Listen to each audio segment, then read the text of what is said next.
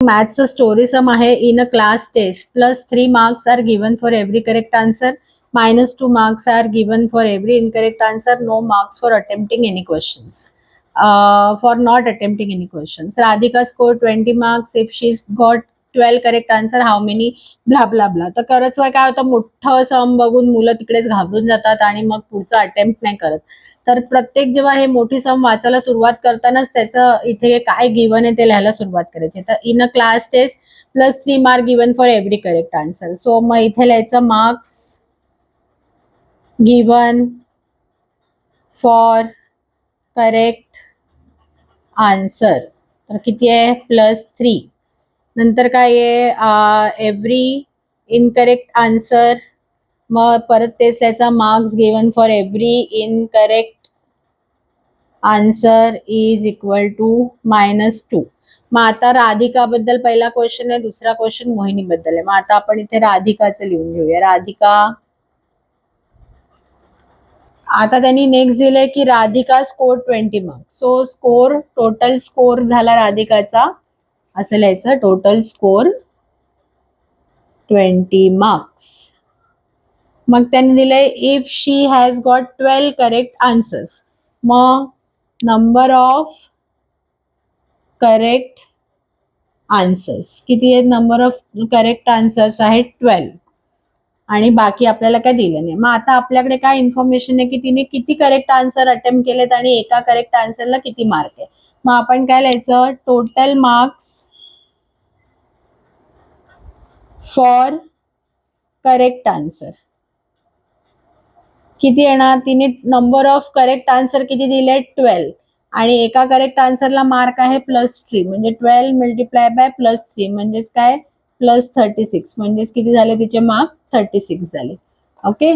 So आता आपल्याला विचारलं काय की how many question she attempted incorrectly. आता किती क्वेश्चन अटेम्प्ट केले इनकरेक्टली आपल्याला माहिती नाही, पण एका इनकरेक्ट आन्सरला मार्क किती आहेत ते आपल्याला माहिती आहेत, -2. टोटल स्कोर माहिती आपल्याला 20 आणि total marks for correct answers माहिती आपल्याला 36. मग आता टोटल जे मार्क्स आहेत तिला जे मिळालेत, हा टोटल स्कोर आहे, तो काय असणार की total marks for correct answer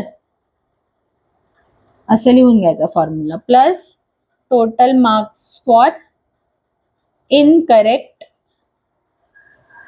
answers असं लिहून घ्यायचं. मग आता टोटल स्कोर किती आपल्याला माहिती आहे? 20. मग इथे लिहायचं 20. Total marks for correct answer किती आपल्याला माहिती आहे? +36 plus total mark for incorrect answer आपल्याला माहिती आहे का किती येते? नाही. म्हणजे आपण इथे लिहायचं क्वेश्चन मार्क. मग आता या क्वेश्चन मार्क साठी आपल्याला हे सॉल्व्ह करायचंय. मग हे कसं करायचं? हा क्वेश्चन मार्क साठी जेव्हा आपल्याला तर सॉल्व्ह करायचंय, तर हा 36 जो आहे तो इथे जाणार, बरोबर. आता इथे मी प्लस साईन लिहिली नाही लिहिली तरी 36 ला नेहमी काय असणार? प्लस साईन असणार. मग जेव्हा हे इक्वलच्या या साईडला जातं तेव्हा प्लसचं काय होतं? मायनस. म्हणजे माझं इक्वेशन कसं येणार? हे 20चं 20 इकडेच राहणार, हे प्लस क्वेश्चन मार्क असाच राहणार. पण आता ह्याच्यातलं मी 36 ला मी इकडे आणते, म्हणजे 36 इकडे आणताना काय होणार? -36, बरोबर. म्हणजेच काय? Question mark equal to 20 - 36. म्हणजे काय येतं? 20 - 36 म्हणजे आता हे प्लस मायनस आहे, तेव्हा त्याची साईन जी आहे तो जो नंबर मोठा असेल त्याची साईन लागते. म्हणजे साईन मोठा कुठला आहे? निगेटिव्ह साईन मोठी आहे आणि त्याचं मायनस करायचं, सबट्रॅक्शन करायचं. जो 36 - 20 16 आन्सर येणार. म्हणजे क्वेश्चन मार्क इक्वल टू -16. मग आपण क्वेश्चन मार्क कशाला दिला होता? Total numbers for incorrect answer. मग इथे लिहायचं total marks obtain for incorrect answer equal to -16 marks.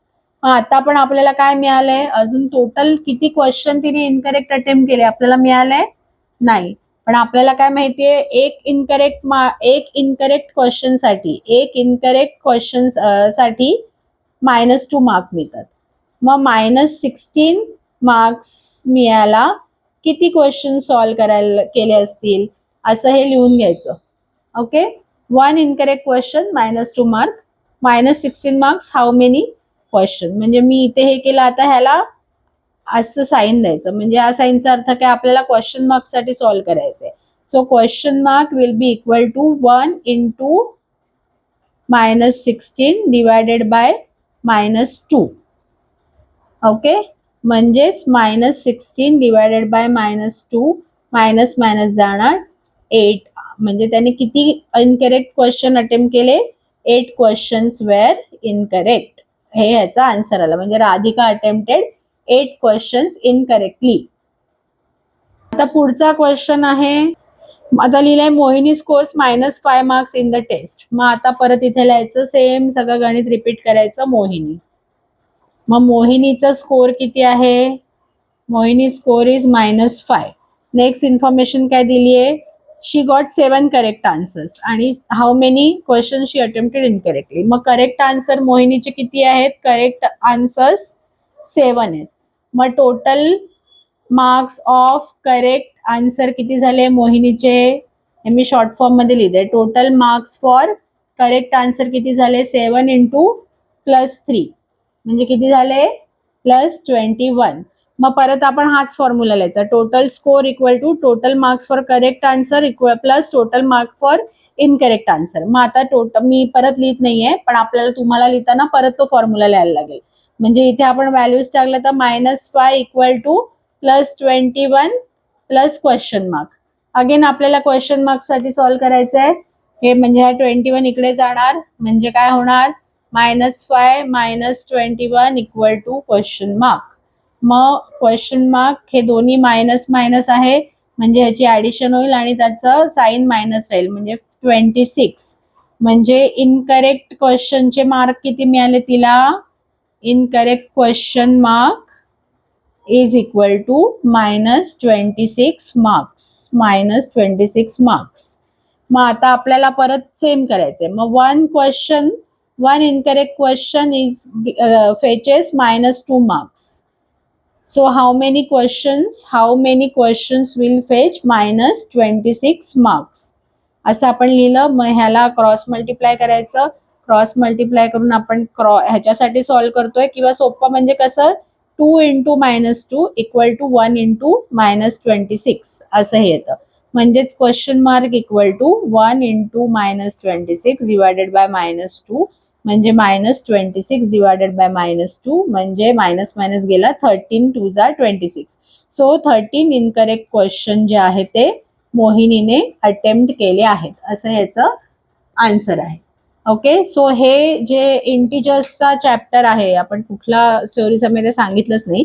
So class 7चा इंटिजर्सचा chapter आहे, याच्या 1.3 एक्सरसाइज मधला हा जो क्वेश्चन 6 आहे तो आपण हे एक्सप्लेन केला आहे. सो नेक्स्ट क्वेश्चन आहे, the temperature at 12 noon was 10 degree Celsius about 0. मग मी लिहिणार 12 noon is 10 degree Celsius above 0, म्हणजेच काय, +10 डिग्री सेल्सिअस. मग it decreases at the rate of 2 degree Celsius per hour. मग डिक्रीज किती आहे, at the rate of 2 degree Celsius per hour. आता at what time would the temperature be 8 degree Celsius below 0. म्हणजे आपल्याला at what time माहिती नाही, question mark, आणि पण काय हवं आपल्याला, 8 डिग्री सेल्सिअस बिलो 0. बिलो 0 ते म्हणजे किती, -8 degree Celsius. 8 degree Celsius below 0 लिहिलं म्हणून आपण लिहिणार -8 डिग्री सेल्सिअस. मग आता आपल्याला काढायचं आहे की at what time would the temperature be 8 degree Celsius below 0 and what would be the temperature at midnight, हे दोन्ही काढायचंय. मग आता आधी आपल्याला काढायचंय 8 डिग्री सेल्सिअस बिलो 0. मग आता आपल्याला काय दिलंय की 1 आवर मध्ये 2 डिग्री सेल्सिअस ड्रॉप होतात. मग आता हा ड्रॉप किती आहे, मग calculate drop from initial temperature to final temperature. मग इनिशियल टेम्परेचर किती आपल्याला, +10 डिग्री सेल्सिअस. आणि जेव्हा आपण ड्रॉप फ्रॉम करतोय म्हणजे +10 - -8 डिग्री सेल्सिअस. ओके, का? कारण आपल्याला दोघांमधला डिफरन्स काढायचा की किती डिफरन्स आहे दोन टेम्परेचर मधला, म्हणून आपण इथे 10 मायनस -8 केलं. ओके, सो आन्सर येईल 10 प्लस -8 होईल. So 18 degree Celsius. म्हणजे टोटल ड्रॉप किती आहे आपला? 18 degree Celsius. Drop of 18 degree Celsius. मग आता आपल्याला काय माहिती आहे की डिक्रीज किंवा ड्रॉप 1 आवर मध्ये किती होतो? 1 आवर मध्ये किती ड्रॉप होतो? 2 डिग्री सेल्सिअस. मग आपल्याला काय करायचं? 18 डिग्री सेल्सिअस मध्ये कितीचा ड्रॉप होईल? परत आपल्याला क्रॉस मल्टिप्लाय करायचं आहे. Question mark into 2 is equal to 18 into 1 म्हणजे question mark is equal to 18 divided by 2 म्हणजे 9. म्हणजे किती किती आवर्स झाले? 9 आवर्स. आपण इथे आवर्स काढतोय. मग आता 9 आवर्स नुसतं केलं, पण आपण स्टार्ट कधी केलेलं? 12 नून. मग 12 नून प्लस 9 आवर्स. 12 नून प्लस 9 आवर्स म्हणजे किती होतात? नून म्हणजे दुपारचे. म्हणजे हे किती झाले? 9 PM आन्सर झाला. म्हणजे रात्रीचे किती वाजता 8 डिग्री सेल्सिअस बिलो 0 जाईल? 9 PM. ओके, नेक्स्ट क्वेश्चन काय विचारले? What would be the temperature at midnight. मग मिडनाईट कधी होतं? 12 AM रात्रीला, बरोबर. मग 12 AM टू 12 PM किती तासाचा डिफरन्स आहे? 12 टू 12. त्याच्यासाठी लिहिताना 12 AM ला आपण 24 AM लिहितो ऍक्च्युली, कारण 24 आवर्सचा क्लॉक असेल तेव्हा. किंवा स्ट्रेट अवे जर तुम्हाला माहिती आहे की 12 टू 12 चा डिफरन्स किती असतो? 12 आवर्स. कळलं? Difference between 12 noon to 12 midnight is 12 hours, बरोबर. मग एव्हरी आवर मध्ये किती डिक्रीज होतोय? 2 आवर. मग 1 hour decrease is 2 degree Celsius. So 12 hours मध्ये किती डिक्रीज होईल? 12 इंटू क्वेश्चन मार्क साठी सॉल्व्ह करायचं. So question mark is 12 into 2 म्हणजे 24 डिग्री सेल्सिअस ड्रॉप होईल. मग 24 डिग्री सेल्सिअस ड्रॉप होईल. आपला आन्सर पूर्ण आला का? नाही. काय विचारले? स्टार्ट झालं होतं तेव्हा किती होतं? +10. मग +10 डिग्री सेल्सिअस -24. आता कारण का की टेम्परेचर ॲज मिडनाईट एवढं डिक्रीज होत जाणार, म्हणून 10 डिग्री सेल्सिअस आता आहे आणि -24 केलं की आपल्याला आन्सर येईल म्हणजे -14 डिग्री सेल्सिअस. म्हणजे मिडनाईटला टेम्परेचर किती असेल? मिडनाईटला टेम्परेचर किती असेल? -14 डिग्री सेल्सिअस हे मिडनाईटचं टेम्परेचर असेल. ओके, आणि आन्सर्स आलं की त्याला आपल्याला हे देणं जरुरी असतं, एकक द्यायचा, म्हणजे त्याचं युनिट लिहिणं जरुरी असतं. नेक्स्ट स्टोरी समय an elevator descends into a mine shaft. Next question आहे, an elevator descends into a mine shaft at the rate of 6 meter plus minute. So descend कितीचा आहे? Descend is 6 meter per minute. If the descent starts from 10 meter above the ground level, so 10 meter above ground level आहे. Ground म्हणजेच काय? +10 metre. आणि next त्यांनी विचारले की how long it will take to reach -350 metre. म्हणजे आपल्याला reach कुठे करायचं आहे? To reach -350 metre. मग आता आपल्याला कुठे रीच करायचं दिलंय आणि स्टार्ट कुठे होतं ते दिलंय. मग आपल्याला पहिले तर किती डिस्टन्स कव्हर करायचं ते काढायचंय. तर आपल्याला टोटल डिस्टन्स, सो आता इथे त्यांनी 10 मीटर अबाव ग्राउंड दिले. म्हणजे आता आपण जर सपोज नंबर लाईन सारखा विचार केला तर इथे 0 आहे, इथे 10 मीटर अबाव लाईन्स आहे आणि इथे -350 डिग्री बिलो आहे. म्हणजे जर हे टोटल डिस्टन्स काढायचं तर आपल्याला ह्याचा डिफरन्स काढायला लागेल. So total distance is equal to 10 minus -350. So होईल 10 प्लस 350 म्हणजे 360 मीटर. म्हणजे किती डिस्टन्स लिफ्टने डिसेंड केले? 360 मीटर. मग आता to descend 6 metre it lift takes 1 minute. So how many minute she'll take for descending 360 metres.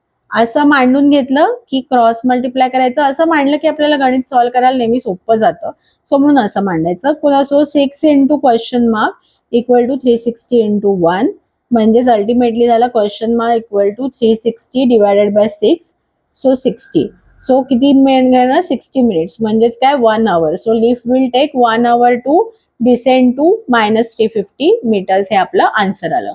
So अशा प्रकारे आपण इंटिजर या चॅप्टरचे हे 3 स्टोरी सम्स बघितले आणि आपण एक्सप्लेन केलेत. तुम्हाला आमचा व्हिडिओ आवडला असेल तर लाईक, सबस्क्राईब आणि शेअर नक्की करा. थँक्यू.